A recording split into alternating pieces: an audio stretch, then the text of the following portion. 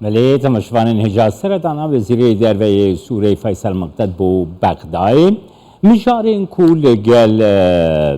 وزير دروي عراقي حاتي قرتين داستان لقى رزقار قاسم سروكي تفقران وجانا كردستاني ونونري مسادة لألمانيا دورتموند قرنده سلاف بوتا كيكي رزقار كيك رزقار قرنجيا في حفديتنا كل بغداي بيكاتي بيشي كومكارا عربي قبول كرنا سوري نهاجي برفرح کرنا پیوندین نگل بغدای هون چاوا دبینن وی سردانی نرخاندنا ولی سر چیه؟ بله ایوار باش بوا و تماشاوان و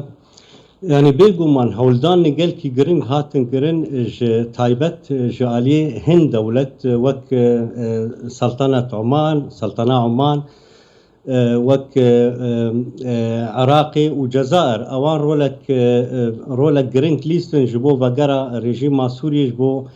حميزة دولة كومكارا عربي لمخابن يعني ذهنيتها ريجيم سوريا ام ندوي بهوريدن هك اف ريجيم دكارب الذهنيتها خو بقهر يعني بري تبليبون اوي جبو كومكارا جبينا كومكارا عربية الجدة للسعودية تشيبو شرط مرش نهبون جالية السعودية ودولة كندافي وهن دولة دني عرب اللي جبو شارساريك سياسي جبو سوريا لسر اساسي سياستها قاف بقاف لي مدي شاواد حفديتنا جدد اخافتنا رژیم سوریه سر رژیم بشار الاسد به چرنگی آخوی راست سیاست دولت عرب هنه لارمان جوان سیاست هاي هک وگرح به رژیم جبو حمیزان کنکار عربی آرمان جوی جه هنه قالك آرمان بگومان هنه یک جه هول بدن اب گوهرتنا ذهنیت رژیمی یاد دوا جبو رولا ايراني ودستريجيا ايراني هك دستكي دريج د سوري دي جبو ويجي البر ريل بر ويجي بقرن وتطبيق نزيك بنا تركيجي اف يكايا حميان اف نقطانا هشتن هك كومكارا عربي جي برولا قبلي زلي لقول شرط مرجن او دخوازن دنارينا ماجي او شرط مرجن كومكارا عربي خوازه واستضام ببي ونلقور دا خوازه ببي البرامبر رجيم هر لسر ذهنيتا خوي كم او دكي خوازه هر تشتيل جبو خوا استثمار بك يكجي نزيك بونا عراقي مثلا سينو دولة سينور لآلية لدورة سوريا چه ترکیه به نزیک چه دبه نزیک شو عراق رولك مازن لیست لكيلك الجزائر وسلطنة عمان جبو وقرم لبنان السينوري ويني باشوري سوريا اوجي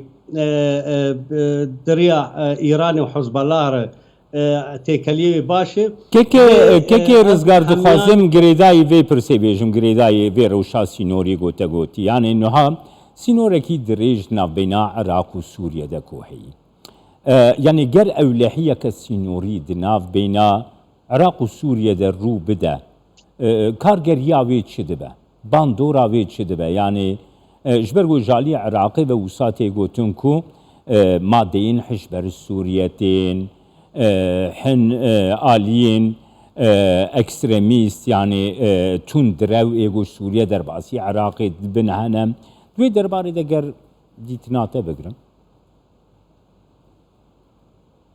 يعني بو ويكيش خو مخصص از بهم سر ويكي ارمانج حتى ارمانجا نزيك بينا كومكار عربي بو سوريا جي هك تايبت اردن ودولتين كان دافي جبو ريغرتيل بر مادين هشبريه بالمخدرات بقرن يعني برز فؤاد حسين وزير دربي عراقي جي يعني ويجي يرد هبديتنا مقدار از باور موجي اما جاب كيكر جو عراق وكي دولتك اف مادين هشبريه تير درباز بو ايرو بويه دولتك استهلاك يعني اف مادين هشبريه بيكتي دورده ام مادي هشبريه جي كدر دكبه يعني كبتاغون هركز دزاني جي سوريتي وتمويل سوريا قالك زيدي 7 مليار دولار سالي جبيه كيف فيدتك اب صدم هشت يعني اب خبيقرتنا ريجيما سوريا وقت وسيله بيك اني اب مادين هشبريه بيك اني جبو فرد بك وسياسات خو بوليتيكا خو يا بيك تين فرد بك لسر دولتين سينور يكجي عراق آلية لبناني شخوا مادي هشبريه حتى لبنان رد ريا حزب الله رد كف حتى اوروبا جي دبرد نارينا مد او باندورا تيكلياو وقرا ريجيما سوريا جبو حميزا كونكارا عربي ام باورناكن او بلاني هاتي دانين لبرامبرا قهرتنا هشمنديا ريجيم وبسر كبن اب ريجيم اصرار كل سربي هشمنديا خوا ودبين سركفتنك براستي شخورد بين سركفتنك بدسخستيه ام ندوي باوريدن هكوي ومسألة مادين هشبريجي بسكنينه هروي بردوان به او سينوري دريج دنابرا كومارا عراقا فيدرال ودنابرا سوريا ده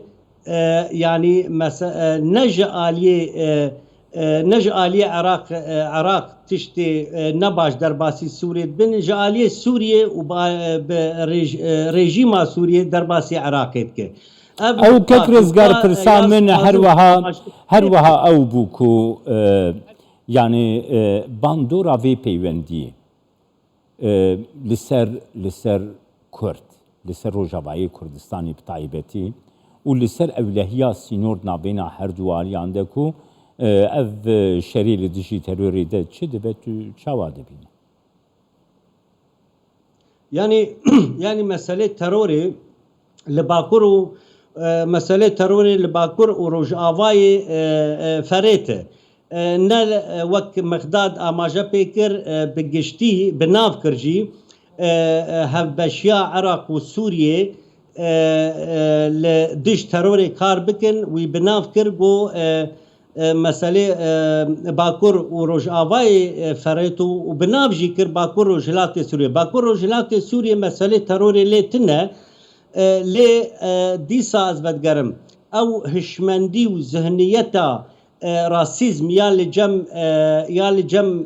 رژیما سوریه البرامبر پرسا کرد هردم تکز دکن لسر آسایش خوی نتوی و لسر هفپاریا خاکا سوریه چه هفدیتن دنابرا دولتین داگر کر لسر خاکا کردستان چه دبه اون بالا خو بدینه العفو دنابرا ترکیه و سوریه ده لگور اتفاقیه ادنا دنابرا هند طرفين لبغداد ودنابرا ايراني وتركيا ده هرتم تكزكن واماجب اسايش خوي نتويد كن لسر حساب اسايش نتوي يه قال كرد وكردستان ابن دست يا حتى انا ايرو او داغر كريه لسر دكن او مساله اماجكرنا مقداد جبو باكور وجلات سوريا شخوا هردم بردوام تکرار دکن دبی امید دستلالداری خو لسر سروریا سوریه عرض خاکا سوریه همی پیک بینن ارمانجه چیه ارمانجه تکچونا او دست کفتین گل کرد لروجاوای کردستان نه و بگشتیل باکور و روجلات سوریه نه یعنی نقطه محوریه نقطه استراتیجی داگر کران لسر وی کی پیکتینن لی ام دبینن نجبو عراقي چند هولدانا بده و دولتين حتى اردنجي و دولتين كان دابجي و اب ذهنيت و نكار بن ذهنيتا لجم ريجيم سوريا بقهرن برواجي بي ايرو ريجيم سوريا خبهستر دبين السر حسابي حماس كرنا كمارة عربي جوار سپاس دکم که رزگار قاسم شه دورتموند آلمانیایی لگل